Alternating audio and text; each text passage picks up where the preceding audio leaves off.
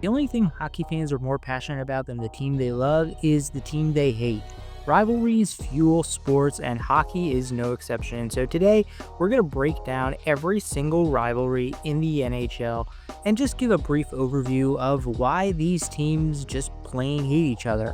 And let's start over on the West Coast, and specifically the West Coast of Canada, with a massive three-way rivalry between the Vancouver Canucks, Edmonton Oilers, and Calgary Flames. You will see a lot of these three-way rivalries throughout the NHL, but these teams kind of exemplify that better than anybody, because you could definitely say that both the Canucks and the Flames hate the Oilers most of all. They're the more successful franchise, having had that dynasty back in the 80s, and now being one of the best teams in the NHL with the best player in the NHL, Connor McDavid. But there's certainly no love lost between the Canucks and the Flames, who have been in the same division with each other since the 80s and have met each other in the playoffs 7 times, most recently in 2015 when the Flames won 4-2.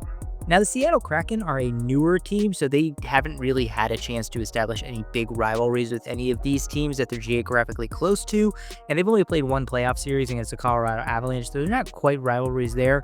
They list their biggest rival as the Vancouver Canucks, which makes sense because they are right across the border from them, but hopefully with more postseason appearances, the Kraken will have more chances to build rivalries with these teams that are close to them in Canada.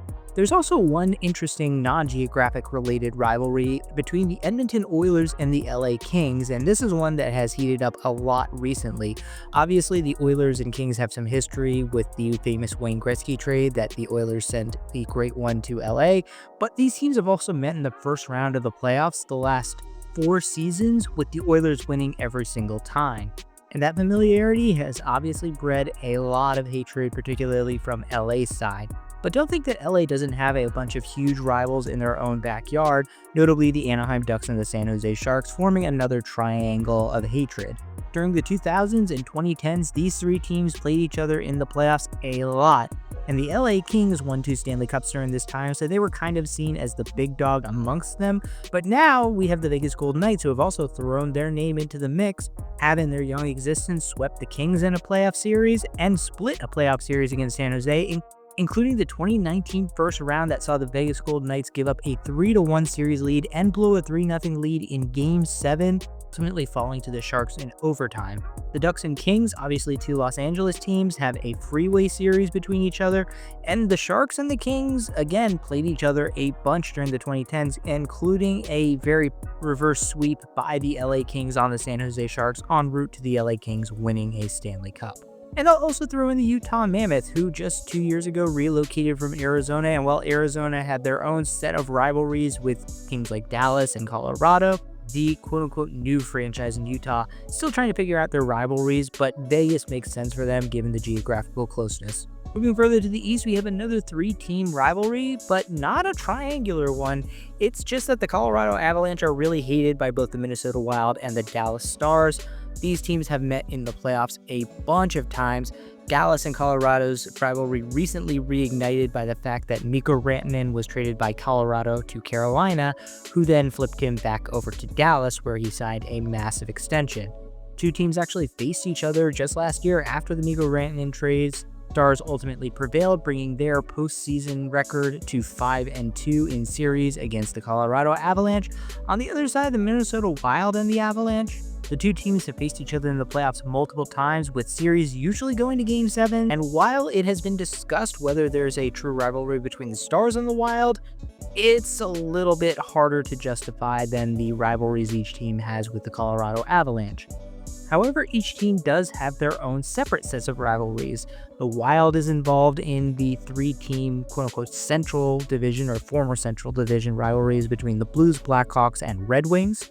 The Wings now are no longer in the Central Division and no longer even in the Western Conference, but there's a historical rivalry between all these teams who have played each other a bunch of times in the playoffs. But the main spoke of this rivalry is the Chicago Blackhawks, notably the 2010 Chicago Blackhawk dynasty that really kind of ran that division, with the Blackhawks having a ton of gut-wrenching playoff victories over all of those teams.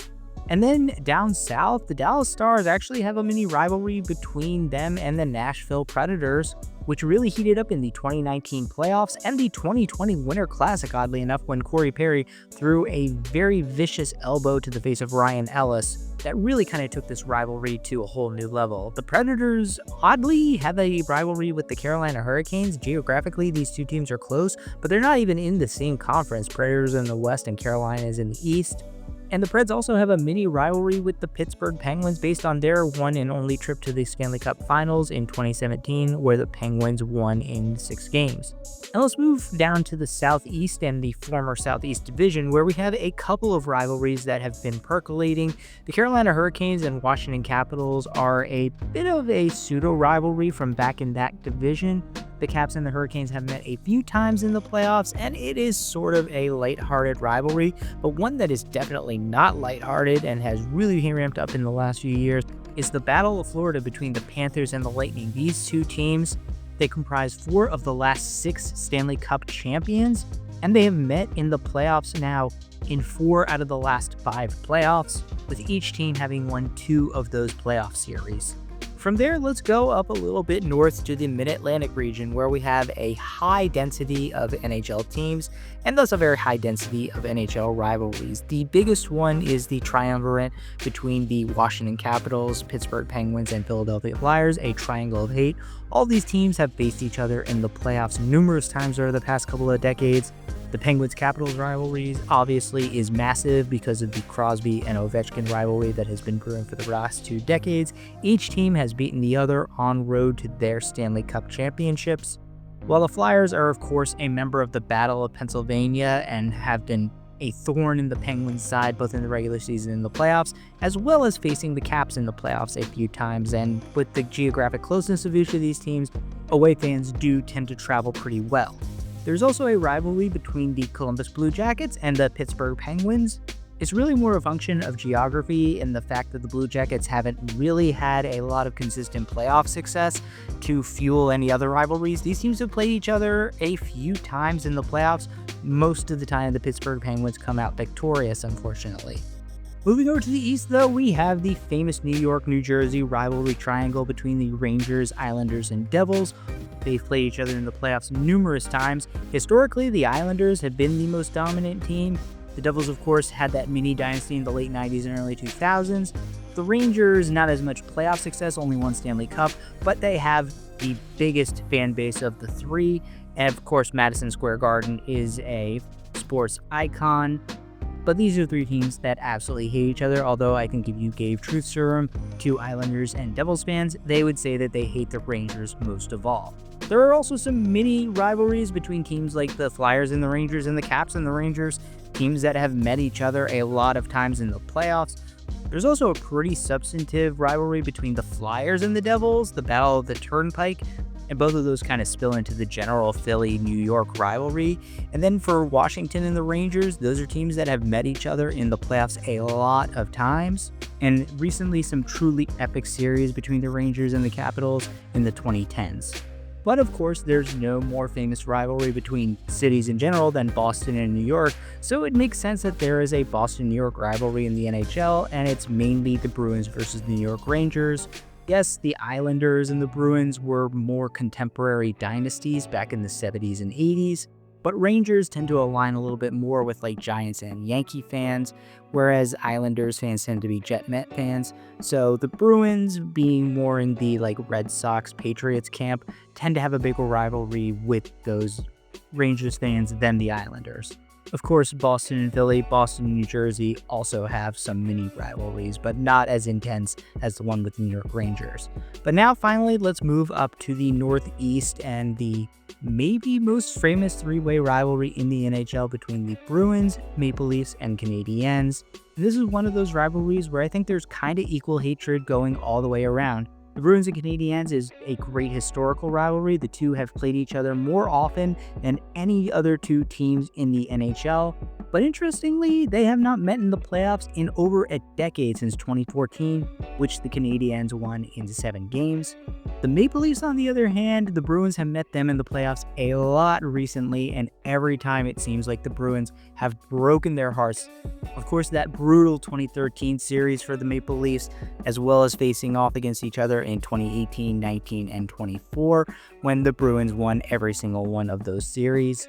The Leafs also, of course, a huge rivalry with the Canadiens, and the longest running rivalry perhaps in the entire NHL, dating back all the way to the 1940s. The last time these two teams met was in 2021 in the bubble when the Canadiens won a famous come-from-behind series in 7 games. But oh, don't think that those are the only teams who hate the Maple Leafs. As the biggest fan base in all of the NHL, they also have the biggest target on their backs, especially given the fact that they don't win Stanley Cups. Huge rivalries between the Maple Leafs and Red Wings, and Maple Leafs Buffalo Sabres. The Red Wings and Maple Leafs played each other in the Centennial Classic and 2014 Winter Classic, and have met 23 different times in the playoffs, though surprisingly, even though they've been in the Atlantic Division together for over a decade, not since the early 90s have they met in the playoffs. Now, the Sabres and Leafs, really a geographical rivalry, just separated by Niagara Falls. The teams have rarely met in the playoffs, and not at all recently, given that the Sabres haven't made it in 15 years. And this one, I would say, is probably a little bit more one-sided by the Sabres than by the Maple Leafs, but still, it can get pretty intense between those two teams. And then, of course, another big one, though kind of one-sided as well, is the Battle of Ontario between the Ottawa Senators and Toronto Maple Leafs.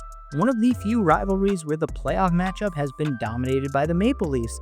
They have met several times in the playoffs, most recently last year in the first round. And the Ottawa Senators have never won a single playoff series. Ottawa also kind of has a rivalry with Montreal, really rooted in history, but kind of all going back to the 2015 playoffs, when Canadiens defenseman PK Subban slashed Ottawa Senators forward Mark Stone, breaking his wrist and eventually leading to Subban getting ejected. There was a lot of controversy with then Canadiens head coach Michel Therrien criticizing the NHL's decision to eject and then suspend Subban. But again, another rivalry mainly dominated by the Canadiens, and they haven't met each other really since that 2015 playoff series. And then finally, a couple other really small rivalries, one being the Battle of New York between the Sabres and the Rangers.